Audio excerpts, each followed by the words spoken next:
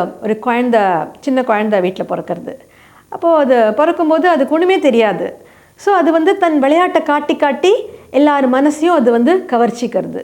துக்கம்னு கிடையாது, ஒன்றுமே நம்மளே தான் க்ரியேட் பண்ணிக்கிறோம். இங்கே எல்லாமே காலகாலமாக வருது தான், ஜென்ம ஜென்மங்களாக நம்ம வந்து அனுபவிச்சுட்டு இருக்கிறது தான். இதை நம்ம கையில் தான் இருக்குது நம்ம வாழ்க்கையும்.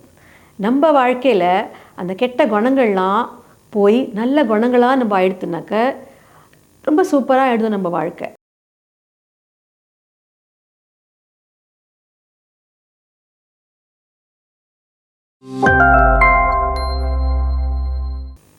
ஆத்ம நண்பர்கள் அனைவருக்கும் என் பணிவான இனிய வணக்கம். என் பேர் காயத்ரி, நான் குவைத்லேருந்து பேசுகிறேன். இன்றைக்கி நான் வந்து வாழ்க்கைங்கிற ஒரு டாப்பிக்கில் டிஸ்கஸ் பண்ண போகிறேன். வாழ்க்கைனா என்ன, வாழ்க்கை என்றால் என்ன? இப்போ சொல்கிறோம் இல்லையா, பிறக்கிறதுலேருந்து ஆரம்பித்து இறக்கிற மட்டும் நடுவில் நம்ம என்னெல்லாம் செயல்கள்லாம் பண்ணிகிட்டு இருக்கோமோ அதுதான் நம்ம வந்து வாழ்க்கைன்னு சொல்கிறோம். அதுதான் வாழ்க்கைன்னு சொல்கிறோம். பிறப்பிலிருந்து இறக்கும் வரை நடுவில் செய்கிற எல்லா செயல்களையும் நம்ம வந்து வாழ்க்கைன்னு சொல்கிறோம். ஸோ இந்த வாழ்க்கை வந்து இப்போ வந்து ஒரு சின்ன குழந்த வீட்டில் பிறக்கிறது. அப்போது அது பிறக்கும்போது அதுக்கு ஒன்றுமே தெரியாது. ஸோ அது வந்து தன் விளையாட்டை காட்டி காட்டி எல்லார் மனசையும் அது வந்து கவர்ச்சிக்கிறது. அப்போது அது பெருசாக ஆக ஆக அதுக்கு நம்ம தான் எல்லாமே சொல்லிக் கொடுக்குறோம்.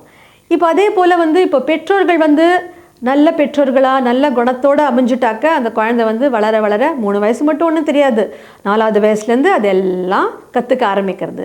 ஸோ பெற்றோர்கள் வந்து நல்ல குணத்தோட, நல்ல அன்பாக, ஆசையாக, நல்ல பணிவு குணத்தோடு கற்றுக் கொடுத்து நேர்மையாக எப்படி வாழணும் எல்லாம் அதுக்கு வந்து பொறுமையாக இருந்து எல்லாத்தையும் கற்றுக் கொடுத்தா வீட்டில் நம்ம எப்படி வாழறோமோ நல்ல இதுவாக இருந்ததுனாக்கா, நல்ல அட்மாஸ்பியர் இருந்ததுனாக்கா அது நல்லாவே அது வாழும் அது லைஃப்பை. அதே மாதிரி இப்போது அடிச்சுண்டு, கோவப்பட்டுண்டு, திட்டிண்டு, வெசுண்டு அது மாதிரி ஒரு வாழ்க்கையில் பெற்றோர்கள் உறவினர்கள் வாழ்ந்துட்டு இருந்தால் அதை பார்த்து அதே தான் கற்றுக்கும். ஸோ வளர வளர வளர வளர அதுக்கும் அந்த டிப்ரெஷன்னா என்ன, பதட்டம்னா என்ன, இதெல்லாம் வந்து கற்றுண்டே தான் வாழும் அது. ஸோ இப்போ நான் என்ன சொல்ல வரேன்னா, வாழ்க்கையில் வந்து வாழ்க்கைங்கிறது நம்ம கையில் தான் இருக்குது. துக்கம்னு கிடையாது, ஒன்றுமே நம்மளே தான் க்ரியேட் பண்ணிக்கிறோம். இங்கே எல்லாமே காலகாலமாக வருது தான், ஜென்ம ஜென்மங்களாக நம்ம வந்து அனுபவிச்சுட்டு இருக்கிறது தான். இதை என்ன பண்ணுறோம், நம்ம மற்றவாளை பார்த்து பார்த்து வாழறோம், வாழ்க்கையை வாழ தெரியாமல் வாழ்ந்துட்டுருக்கோம். நம்மளுக்கு என்ன கொடுக்கப்பட்டிருக்கிறதோ அதில் நம்ம சாட்டிஸ்ஃபேக்ஷனாக இல்லாமல் மற்றவாளை பார்த்து பார்த்தோம், ஐயோ அவனுக்கு அது கிடச்சுடுத்தே, இவளுக்கு அது கிடச்சுடுத்தே, எனக்கு கிடைக்கலையே, அந்த துக்கத்திலேயே அந்த பொறாமையிலேயே வாழ்ந்து நம்ம வாழ்க்கையை வந்து வீணாக்கின்னு விடுறோம். ஸோ வாழ்க்கைனா என்ன, அந்த பிறக்கிறதுலேருந்து ஆரம்பித்து இறக்குற வரை நீ என்னெல்லாம் நடுவில் என்னெல்லாம் காரியம் என்னெல்லாம் செயல்கள் பண்ணுறியோ அது எப்படி பண்ணிட்டுருக்க, அதுதான் வாழ்க்கைங்கிறது. ஸோ அதுதான் என்னது, அதை எப்படி பண்ணுறது, அதுதான் இங்கே கொஷின் மார்க். இப்போ ஃபார் எக்ஸாம்பிள், ஸோ இந்த எக்ஸாம்பிள் சொல்கிறதுக்கு முன்னாடி இன்னொன்று விஷயம் சொல்ல ஆசைப்படுறேன். என்னதுனாக்க, இப்போ வந்து சொல்கிறோம் இந்த வாழ்க்கை வந்து ரொம்ப விலை மதிப்பற்றது, ப்ரைஸ்லெஸ்ன்னு சொல்கிறோம் இல்லையா. இதை நம்ம வாழ தெரியாமல் வாழ்ந்துட்டு திருப்பி ஜென்ம மரணத்திலேயே வந்துட்டுருக்கோம்.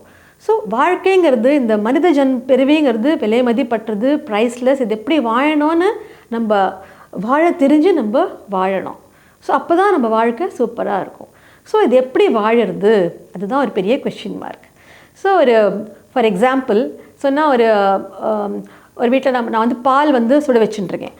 பால் சுட பண்ணிட்டு இருக்கும்போது அதை வந்து நம்ம வந்து அந்த பாலை வந்து கவனமாக சுட பண்ணணும். கவனம் குறைஞ்சிடுத்துனா, சப்போஸ் 1 hour நம்ம வந்து மறந்துட்டோம், என்ன ஆகும், அது அப்படியே தீஞ்சு கரைஞ்சு அப்படியே சாம்பலாக போயிடும்.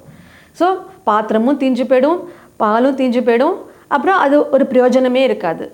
ஸோ அந்த பால்லேருந்து நம்மளுக்கு என்னெல்லாம் நம்மளுக்கு கிடைக்கும், நம்ம டீ, காஃபி இல்லையா, தயிர், மோர், வெண்ணெய், நெய், மில்க் கேக் எல்லாம் நம்ம அந்த பால்லேருந்து கிடைக்கிறது. அந்த பாலை நம்ம வந்து இப்படி வீணாக்கிட்டாக்க என்ன ஆகும், யூஸ்லெஸ், ஒன்றுமே இருக்காது. ஸோ அந்த பால் போல தான் நம்ம வாழ்க்கை கூட, நம்ம வாழ்க்கையும் அதே மாதிரி தான். எப்படி வாழ்க்கையிலையும் நம்ம வந்து கவனமாக வாழ்ந்தாதான் நம்ம வந்து அந்த பால் மாதிரி நம்மளுக்கு எல்லாம் கிடைக்கும் நம்மளுக்கு. இப்போ நம்ம சொல்கிறோம் இல்லையா, இப்போ பால் மாதிரி தான் இந்த நம்ம குணங்கள் இருக்குது இல்லையா, அந்த குணங்கள் மாறணும். அந்த பதட்டப்பட்டுண்டு, கோவப்பட்டுண்டு, துவேஷம் கொண்டாடிண்டு இப்படியே வாழ்ந்துட்டு இருந்தாக்க வாழ்க்கையில் நம்ம நல்லா வாழ முடியாது. ஸோ இப்போது என்ன சொல்ல வரேன்னாக்க, எப்படி நம்ம வந்து பால்லேருந்து நம்மளுக்கு இவ்வளோ ஐட்டம்ஸ் கிடைக்கிறது, நல்ல நல்ல ஐட்டம்ஸ் கிடைக்கிறது. அதே மாதிரி நம்ம கையில் தான் இருக்குது நம்ம வாழ்க்கையும். நம்ம வாழ்க்கையில் அந்த கெட்ட குணங்கள்லாம் போய் நல்ல குணங்களாக நம்ம ஆயிடுத்துனாக்க ரொம்ப சூப்பராக ஆகிடுது நம்ம வாழ்க்கை. எப்படி அந்த பொறுமையாக, நேர்மையாக, பணிவாக, அன்பாக, கருணையாக ஆயிட்டாக்க நம்ம வாழ்க்கையும் சூப்பராக இருக்கும். இது எப்படி வரும்? அதுக்கு தான் சொல்கிறது தியானம் பண்ணணும். தியானம் பண்ணிட்டே ஞானத்தையும் எடுத்துட்டா தான் இந்த நல்ல குணங்கள் எல்லாத்தையும் நம்ம கடைப்பிடிக்க முடியும். இப்போ சொல்லப்போனால் இப்போ நான் சொன்னேன் இல்லையா, நம்ம பால்லேருந்து நம்மளுக்கு வந்து என்ன கிடைக்கிறது? ஃபஸ்ட்டு தயிர் கிடைக்கிறது. தயிர் தான் வந்து கருணை குணத்தை வந்து தயிரோடு கம்பேர் பண்ணலாம். அதே மாதிரி இப்போது மோர் இருக்குது, அந்த மோர் குணத்தை நம்ம வந்து பணிவு குணத்தோடு கம்பேர் பண்ணலாம்.